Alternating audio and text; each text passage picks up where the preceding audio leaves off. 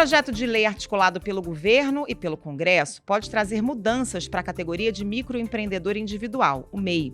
O ponto central é a elevação do limite de faturamento anual, que chegaria a R$ 144.900. O limite atual é de R$ 81 mil por ano, e uma elevação desse teto abriria as portas para que 470 mil empresas possam ser enquadradas como MEI. Especialistas destacam que o teto de faturamento não é reajustado há 5 anos. Segundo a Receita Federal, há 15 milhões e 400 mil registros de MEI no Brasil. E a mudança no teto poderia incentivar empresários a regularizar suas operações. Hoje, não são raros os casos de empreendedores que evitam emitir notas fiscais perto do fim do ano para não estourar o limite de faturamento. O MEI está movimentando a economia nacional em até 69,56 bilhões. E os microempreendedores estão aumentando a renda entre 7% e 25%. O Ao Ponto dessa terça-feira fala sobre os planos para mudanças na categoria de MEI e quais podem ser os impactos também para a arrecadação no governo federal. Quem conversa com a gente é a repórter Poliana Bretas, da Editoria de Economia, que também conta se há algum prazo para o projeto entrar em pauta de votações no Congresso. Eu sou Carolina Moran. Eu sou o Felipe Barini. O Ao Ponto de 5 de setembro de 2023 começa agora. Vem com a gente. Poliana Bretas, bem-vinda aqui ao Ponto mais uma vez. Para a gente começar essa conversa, explica o que é um MEI e quais são as regras para se enquadrar nessa categoria. Então, Carol, o MEI é aquele microempreendedor individual, né? Aquela pessoa que é um profissional autônomo e ela quer se formalizar. Então, quando você se cadastra como um MEI, você passa a ter um CNPJ. Né?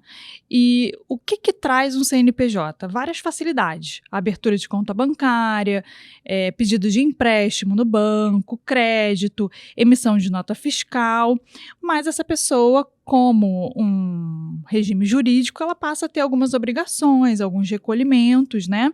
E ela também tem acesso, por exemplo, a benefícios previdenciários. Então, basicamente, um MEI é a formalização de um pequeno negócio. Agora, um ponto que pega muita gente na dúvida, o que está entre a diferença entre um MEI e uma microempresa ME, conhecida também, famosa? Então, basicamente, é a diferença de tributos e obrigações, que para o MEI é muito mais simples, mas quando você é um microempreendedor individual, hoje você tem um teto de faturamento anual, que é de 81 mil. Se você ultrapassa 20% de 81 mil, aí você automaticamente migra para ser uma microempresa. E aí a microempresa ela tem um regime jurídico diferente, que é um regime jurídico mais complexo. Então, você tem mais impostos a serem tributados, a serem recolhidos, né? Por outro lado, você pode ter mais de um funcionário, o MEI só pode ter um funcionário, né? Mas aí você se organiza de uma forma um pouco mais complexa. E essa organização vai exigir também que você tenha um contador, que você tenha estabelecido já um registro na junta comercial. Então, você tem uma série de obrigações jurídicas que são diferenciadas quando você é um MEI e quando você é uma microempresa. E hoje, o que muitos MEIs falam é que se você migra para essa microempresa, essa migração é um pouquinho traumática, porque você passa a ter várias obrigações e é de uma hora para outra. Então, você precisa constituir, essa migração é automática, você precisa constituir o contador, você precisa fazer um registro na junta comercial. E, por exemplo, Carol, se você passou o faturamento em novembro, por exemplo, em novembro de 2023, você ultrapassa o faturamento limite do MEI, que hoje está em 81 mil, você vai ter que recolher os tributos retroativamente. O ano inteiro. Desde janeiro. Sim, viabiliza a operação de muita gente, né? De muita gente, exatamente. Então, você que estava ali acostumado a ter um recolhimento, a gerar ali a sua guia de pagamento, né, mais simplificada, você vai ter que retroagir até janeiro de 2023, gerar e pagar tudo para trás. Então, isso, para muitos microempreendedores que estão prosperando, né, e estão progredindo, isso é além de um trabalhão, isso é confuso, né? Pois é, o governo agora quer aumentar esse limite de faturamento do MEI de R$ 81 mil para R$ 144.900. Em função disso, existe um diagnóstico de que esse teto está defasado e de que há MEIs deixando de emitir notas, né, muitas vezes para não ultrapassar o teto, ou até evitando crescer, fechar novos contratos, porque não querem mudar de faixa de tributação, né? Isso, exatamente. Então, assim, a gente tem o MEI, ele nasceu lá em 2009, né? Quando o MEI nasceu, ele tinha um teto de faturamento de R$ 36 mil. E aí, a gente teve, ao longo desse período, em 2012, foi para 60 mil, em 2018 foi para 81, e agora a gente já vem aí de 5 anos sem nenhum reajuste. E isso, assim, as pessoas perguntam, mas por que vai ter que aumentar agora? Porque, assim, descontado a inflação do período, é muita coisa, né? Você está com uma defasagem muito grande aí de faturamento, né? Então, exatamente por isso é que está sendo proposto um aumento no teto de faturamento, justamente para corrigir essa defasagem. E hoje, o que acontece é que o governo já conseguiu identificar que muita gente que passou para microempresa, na verdade, queria conservar o regime jurídico do MEI, queria continuar simplificado. E já identificou que nesse espaço, né, de 81 para o novo teto que eles estão propondo, tem quase 500 mil empresas que poderiam voltar a ser MEI se quisessem, ou que não teriam que ter migrado para o regime de microempresa se o teto não tivesse tão defasado assim. Agora, com essa nova regra, vai haver diferentes alíquotas no sistema MEI? Isso, sim, vai ter uma alíquota diferenciada, né? Hoje, quem recolhe até 81 mil, que é o teto atual, ele vai continuar pagando o valor fixo de 5% sobre o salário mínimo. Esse texto que foi aprovado, ele cria uma faixa para os MEIs que faturam entre 81 mil e 144.900. E aí vai ter uma alíquota de 181,14, que é o valor que representa ali 1,5% desses pouco mais de 12 mil, que é justamente o teto mensal do faturamento do MEI, que eles estão propondo agora. E aí é muito interessante porque a gente estava falando sobre essa transição traumática, né, do microempreendedor individual para a microempresa, e o que eles estão querendo fazer é desburocratizar essa transição. E aí vai ter para isso uma rampa de transição, que eles estão chamando, né, que vai ser um período de adaptação, vai ser um prazo de 180 dias. Não é mais aquele automático, bobeou, dançou, passou um mês, já era. Isso, não vai ser mais automático, exatamente. Esse é o espírito, não vai ser mais automático e a boa notícia é que não vai precisar ser retroativo, você só vai recolher a partir do momento em que você ultrapassar esse teto de faturamento. Então, essa rampa de transição vai proporcionar ao microempreendedor ele ter um tempo para se adaptar a essas mudanças tributárias e operacionais, né, constituir lá a junta comercial, contratar um contador, né, que são essas obrigações de uma microempresa. E aí, o microempreendedor que exceder esse teto de faturamento, ele vai ter até 180 dias para fazer os ajustes necessários sem precisar ir lá atrás e fazer esse recolhimento retroativo. Isso vai ser muito importante, é um pleito já dos microempreendedores, né? E aí poderia, como a gente falou, beneficiar até 470 mil empresas no Brasil, né? A mudança que já vale a partir do dia 1º de setembro é a forma da emissão da nota fiscal eletrônica. Esse sistema vai deixar de ser hospedado pelo portal do ISS das prefeituras. Isso é de todo o país, não é só aqui de Ribeirão não, mas aqui em Ribeirão Preto, então, não vai ser mais a prefeitura que vai hospedar esse sistema. Vai ser através de um novo sistema nacional que vai emitir as notas fiscais. O que os microempreendedores precisam fazer? Acessar o portal gov.br/NFSE, que significa Nota Fiscal Sistema Eletrônico, fazer um cadastro e é de lá que ele vai conseguir fazer a emissão das notas fiscais a partir do dia 1º de setembro. Para os MEIs que têm comércio, as regras permanecem as mesmas. Pois é, o Brasil hoje tem pouco mais de 15 milhões de MEIs. A expectativa é essa, de perto de 500 mil que poderiam que já passaram para microempresas e que voltariam a ser MEIs. Tem algumas que contratam funcionários e aí não tem mais como, né? Ainda que o faturamento esteja dentro do limite, se você tem mais de um funcionário, não se enquadra, mas a conta é essa. Isso, a conta é essa.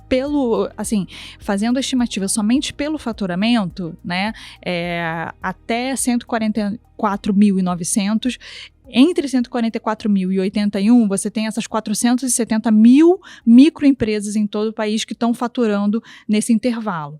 Então, se elas continuassem se enquadrando com a contratação de somente um funcionário, por exemplo, elas poderiam, se quisessem, voltar a ser um microempreendedor individual e ter esse regime diferenciado, né?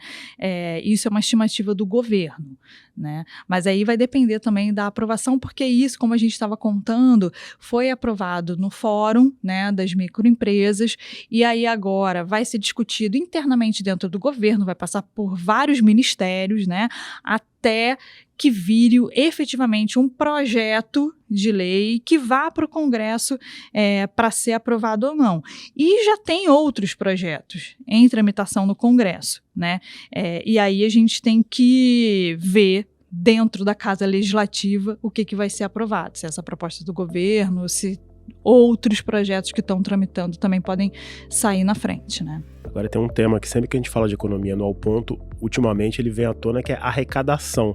Esse projeto ele lida diretamente com a arrecadação, pode ser que haja uma perda inicial, mas por outro lado há uma formalização maior de, como você mencionou, um número que me chama até a atenção, quase meio milhão de possíveis empresas MEI.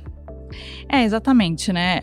A gente não tem ainda divulgado pelo governo o número dessa arrecadação, mas a gente tem aí estimativas de especialistas que você pode ter um efeito multiplicador, né?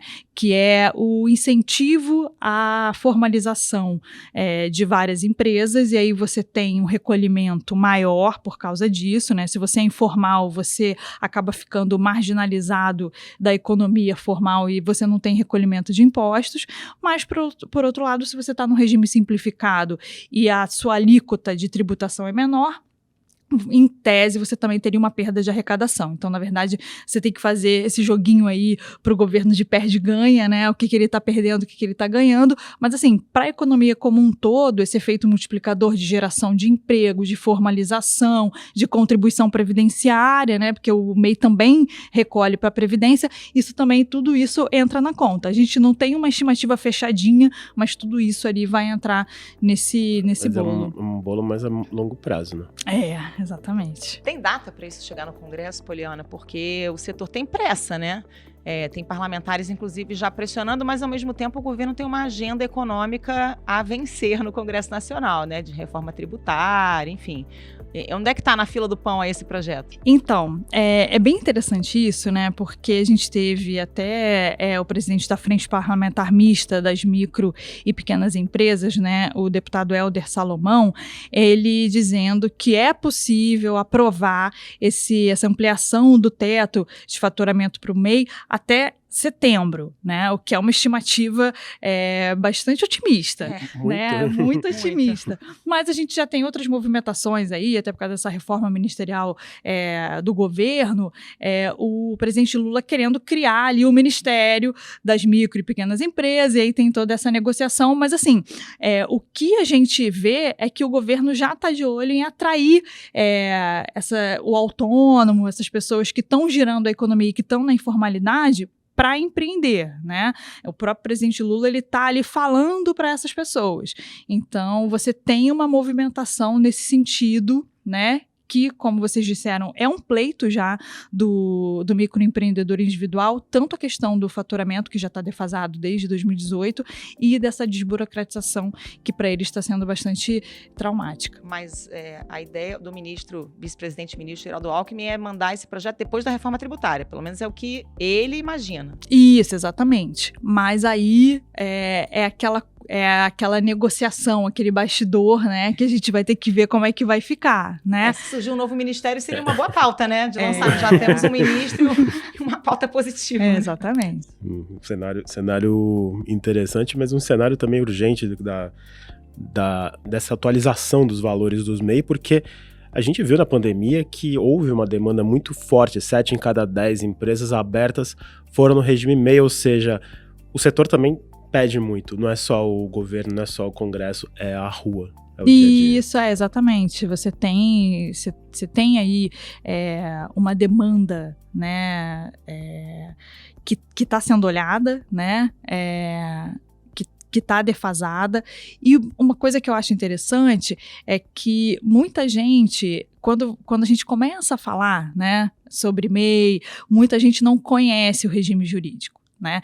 Então as pessoas falam assim, será que dá? Será que eu consigo me formalizar? Como é que eu faço? É simples, eu só preciso gerar uma folha, eu só preciso recolher uma vez, né? Eu não preciso ter um contador, eu não preciso ter um registro na junta comercial. Tudo isso já é um estímulo, já é um incentivo. Só da gente começar esse movimento de falar sobre o MEI, de explicar o que é o MEI, isso já leva muita gente que está na informalidade, né, para tentar saber o que é, para tentar conhecer o regime jurídico, né? Às vezes a pessoa, a gente conversou, né, na matéria que a gente fez com algumas pessoas que são microempreendedores individuais, uma das pessoas começou com um ateliê dentro de casa, na sala de casa, né? E aí ela foi prosperando e aí conseguiu abrir uma lojinha. Mas aí ela conta, a gente conseguiu abrir uma lojinha porque a gente fez o regime jurídico, a gente se formalizou e aí a gente teve acesso a crédito facilitado,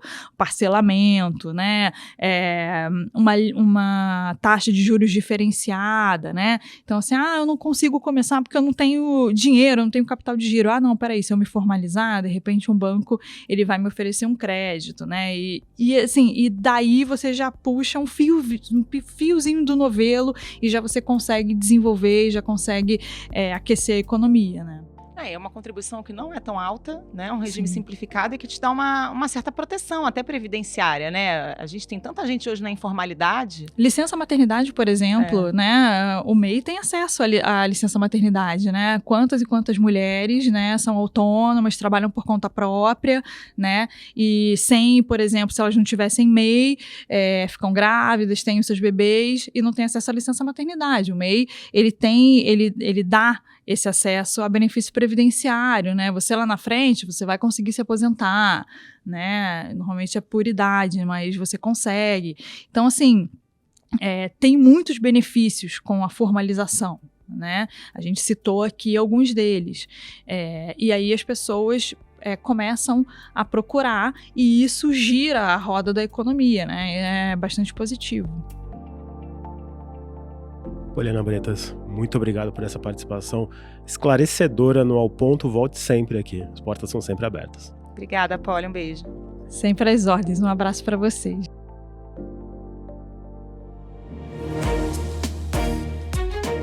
Esse foi o Ao Ponto de hoje, o podcast diário da redação do Globo.